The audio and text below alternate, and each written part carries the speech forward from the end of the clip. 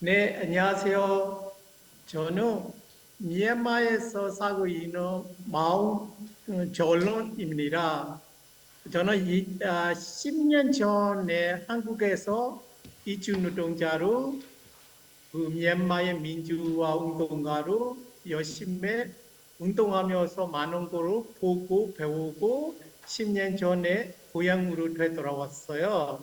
지금 고향에서 청년들이와 함께 활동하고 있습니다. 오늘 이 자리를 참여할 수 있게 기회를 마련해 주신 모든 분들에게 감사드립니다. 우선 저는 미얀마 버마에 대해 소개해 드리고 싶습니다. 저희 나라 미얀마는 동남아시아에 있고 태국, 라오스, 중국, 인도, 벵글라데시 5가지 국가하고 접하고 있습니다.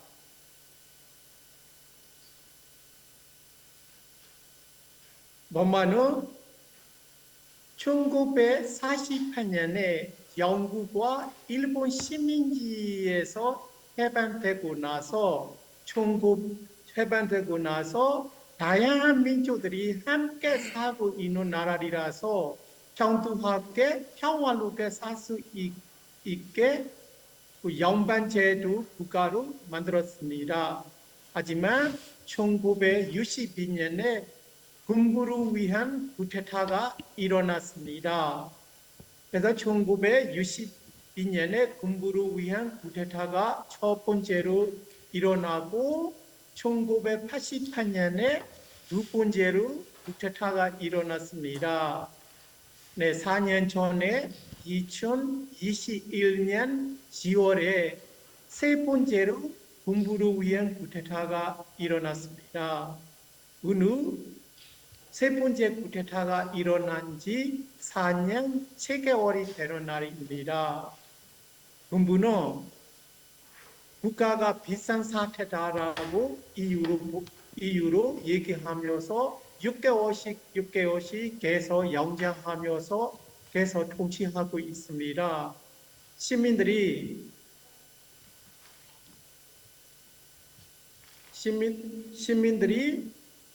하고 청년들이 군부 쿠데타 일어나는 날부터 군부로 반대하는 평화적인 시위는 계속 해왔습니다. 그래서 반대 운동도 하고 있기 때문에 군부는 국가로 제대로 통치할 수 없는 상황입니다. 그래서 지금 군부로 반대하는 이유로 3만 명 정도의 시민들이 체포가 되었습니다. 지금 교도소에서 10만 명 이상의 사람들이 체포당했습니다. 그 중에 청년들이가 대부분 감옥에서 고생하고 있다는 것으로 볼 수 있습니다.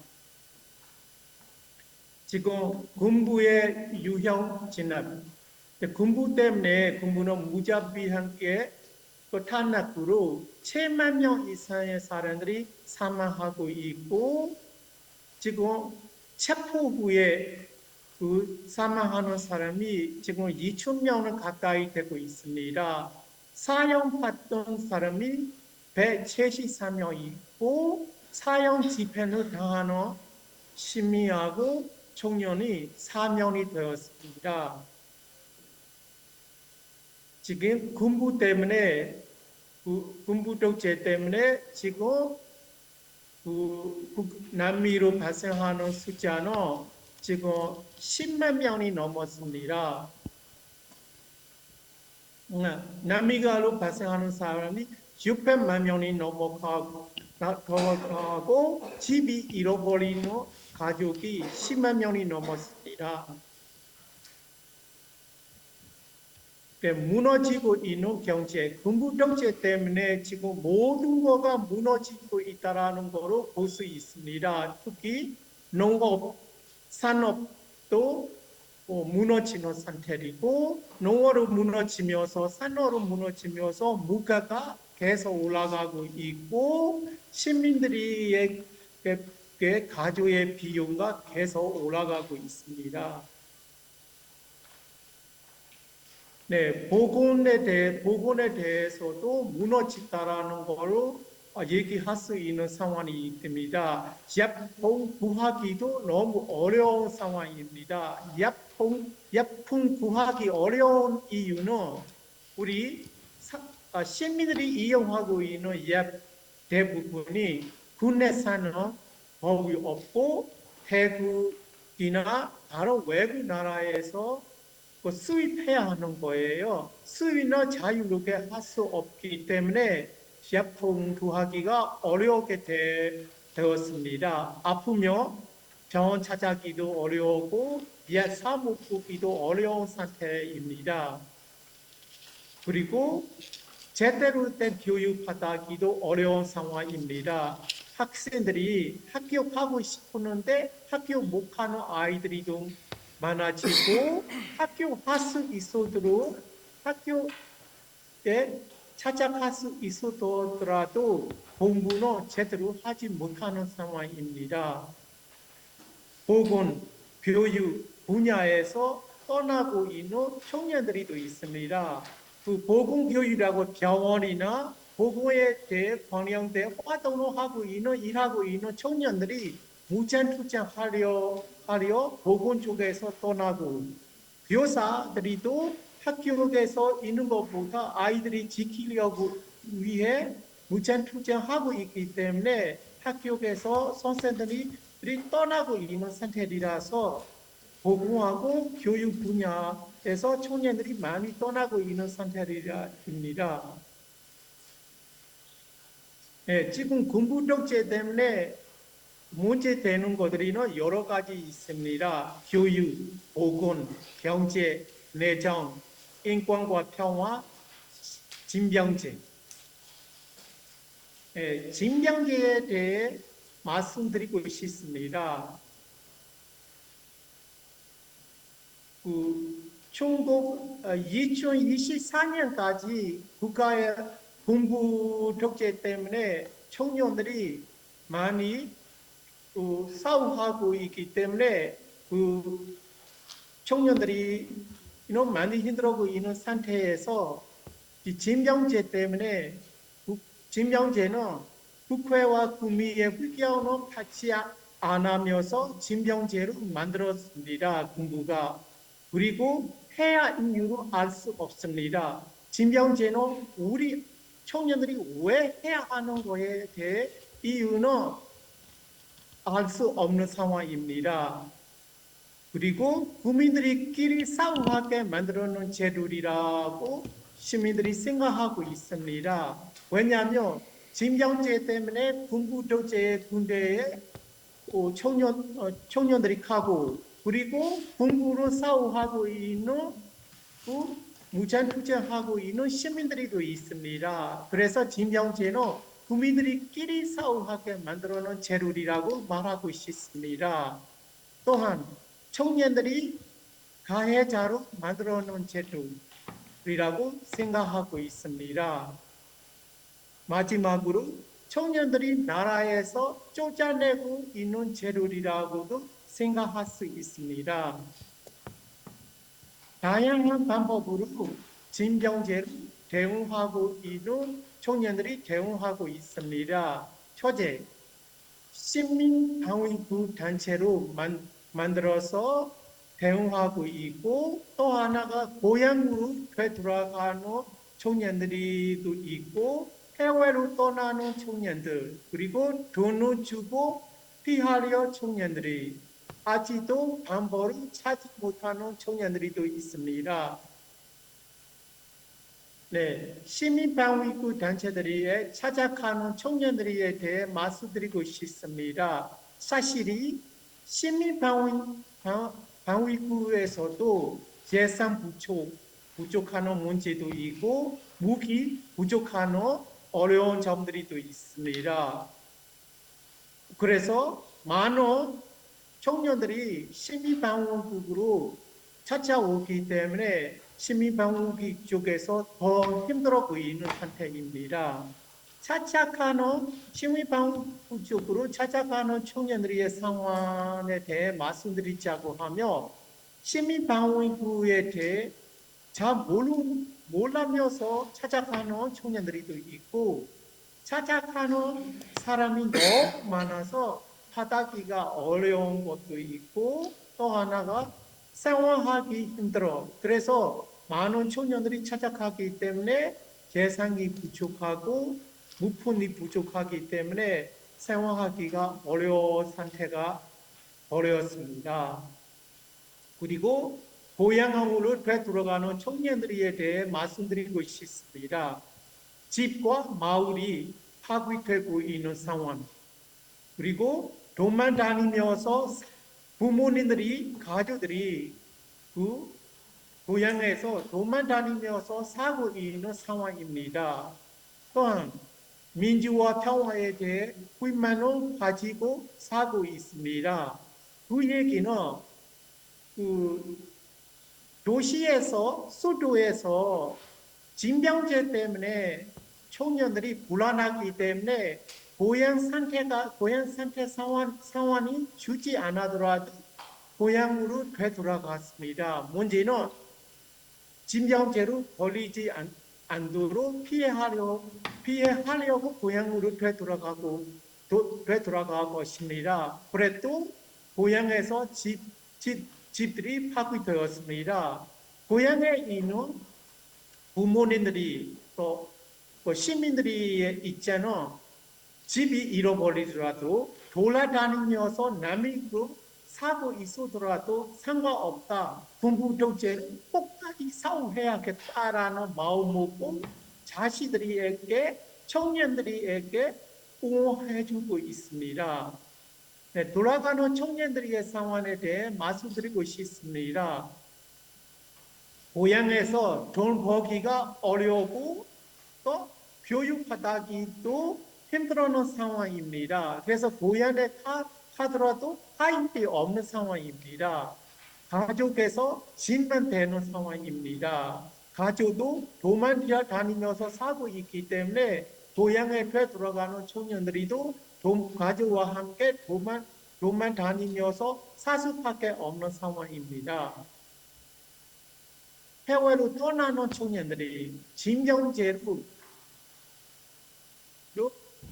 간제로 징병제에 동원될까봐 걱정해서 해외로 도망가는 청년들이도 많이 생기고 있습니다. 해외로 도망간다고 하면 여권도 필요하고 돈도 필요하고 교육도 얼마 정도 필요하고 공간도 좋아해야 하는 상태예요. 떠나는 청년들이는 유학 목적으로 떠나기도 하고 이주노동자 목적으로 떠나기도 하고 이민 목적으로 떠나기도 하고 또 하나가 버마 안에서 남미으로 살 수 없다. 또 다른 나라 가서 남미 신청해서 살아야겠다라는 목적으로 하는 청년들이 또 있습니다. 그렇게 해외로 가는 거는 방법가 두 가지예요. 합법적으로라고 하면 비행기 타서 가는 방법. 무벌이라고 하면 다른 국비하고 몰래 들어가서 몰래 사고 있는 거로 몰래 들어가는 것은 우리가 불법적으로 들어갔다라는 거로 얘기하고 싶은 거예요. 예를 들면 태국에서 있는 청년들의 상황에 대해 말씀드리고 싶습니다. 지금 태국에서 저희 나라 미얀마 청년하고 시민은 500만 명 이상 거주하고 있다고 합니다. 그 500만 명 대부분이 무보체류자로 거주하고 있는 상태입니다. 그래서 무보체류자리라서 이 자리 구하기도 어려운 상황입니다. 태국으로 어떤 청년들이 여권 가지고 비행기 타서 합법적으로 들어가는 청년들이도 있기는 있는데 이 친구들이 비자 기간이 끝났거나 여권 기간이 마련될 때는 그 여권 기간 신청도 해야 하잖아요. 그 신청하면 태국에 있는 대사관에서 신청해야 돼요. 그러면 대사관은 제대로 여권 기관은 영장해주지 않아요. 그것도 큰 문제예요. 그래서 태국에 있는 대사관, 한국에 있는 대사관에서 비자 그 여권 영장을 제대로 해주지 않았기 때문에 불법 체류자를 돼버리는 청년들이도 많이 생기고 있습니다. 네, 돈은 주고받고 징병제로 피해하려고 노력하고 있는 청년들에 대해 말씀드리고 싶습니다. 네, 징병제에 대해 신청하는 사람이 아예 없는 상태입니다. 그래서 군부는 강제로 진지하고 있는 상태예요. 강제로 지지에 당하면 어떤 청년들의 가족들이 그 청년 뒤에 따라서 우리 아이로 빼주라 돈 주겠다라고 하며 돈 주면 빼줄 수 있는 상황이에요. 그렇게 빼주는 거 가격은 한 사람당 300만짜, 500만짜 정도는 줘야 하는 상태예요. 주고 300만짜 돈, 500만짜 돈 주고 나오면 언제까지 징병제에 걸리지 않겠다라는 보장이 없어요. 강제로 당하기는 거 순간에 빼는 것만으로 300만짜, 500만짜를 돈이 필요하는 거예요. 그래서 돈 주고 피하고 있는 청년들이 있습니다. 어려움 점. 그 300만짜, 500만짜는 청년들에게 너무 큰 돈이에요. 그런 돈이 없고 구하기가 어려운 거. 그리고 언제까지 피할 수 있는지 알 수 없는 거, 보장 없는 거. 대신 가주는 사람에게 그래서 우리가 돈 주면 돈이 없는 사람들이 대신 가져야 하는 상태가 있잖아요. 왜냐하면 징병제가 한 번에 한 기에 5천 명으로 동하고 있는 상태예요. 그래서 돈 주고 빠져나와더라도 대신에 누가 가져야 하는 거예요. 그래서 돈 없는 가난한 사람들이 가져야 하는 거예요. 그 사람들에게 대안해야 하는 상황이 되었어요. 그리고 아직도 방법을 찾지 못하는 청년들이 있습니다. 아주 가난한 청년들이 피하면 외국으로 도망간다고 하면 돈이 엄청 필요하고 그냥 시민 방위구 쪽으로 도망간다고 하면 그것도 돈이 필요한 거예요. 버스 비용이나 먹고 살기를 위해 돈이 필요한 거예요. 그 돈이 없으면 도망가지도 못하는 거예요. 또 하나가 아버지가 아프다, 어머니가 아프다. 그래서 아버지, 어머니 두고 갈 수 없는 청년들이 있습니다. 그리고 사업 운영하고 있는 그 친구들이는 돈이 좀 있는 청년들이는 사업을 운영하고 있기 때문에 자기가 없으면 그 사업이 망할 수 있기 때문에 도망갈 수 없어요. 그래서 상황을 지켜보고 고민하고 있는 청년들이 많이 남아 있습니다. 어려움 점, 언제든지 징병제에 걸릴 수 있습니다. 불안한 마음으로 살고 있는 상태입니다. 시민들이 행복과 안전이 계속 줄어들고 있습니다. 왜냐하면 징병제도 그렇고 지금까지는 가족을 잃어버린 청년들이 또 많고 청년을 잃어버린 부모님들이 또 많이 계속 생기고 있기 때문에 시민들이 부모님들이 행복과 안전을 계속 줄어들고 있습니다. 그리고 또한 다양한 회사 사업에서 청년들이 빠져나가고 있습니다. 네, 양국 만들이 같은 큰 도시들에서 회사, 식당, 호텔 이렇게 큰 사업들이 있잖아요. 그 사업에서 가난한 아이들이 집안에서 찾아와서 그 회사에서 공장에서 일하고 있습니다. 그 징병제 때문에 징병제 걸릴까봐 걱정해서 도시에서 거주하고 있는 청년들이 고향으로 되돌아가고 있기 때문에 망해놓은 청년 없어서 노동자가 없어서 망해놓은 회사들이나 공장들이 좀 계속 생기고 있습니다. 병제 세 번째는 병제는 아예 너무 진한 방향으로 가고 있습니다. 또 하나가 사회나 부모님들이나 청년들 잃어버리는 방향으로 가고 있습니다. 어린이 청소년들이도 공부하기 어려워하고 있습니다. 보건 문제에 매우 심각하게 사망자 수가 계속 늘어나고 있습니다. 네, 2020년, 21년 10월 쿠데타 때문에 시민들과 학생들이 직접적으로 직장과 학교로 떠나게 되었습니다. 2024년 10월 징병제 때문에 청년과 청년 가족이 직접적으로 국가로 떠나게 만들어고 있습니다. 네, 제 이야기는 여기까지 마치겠습니다.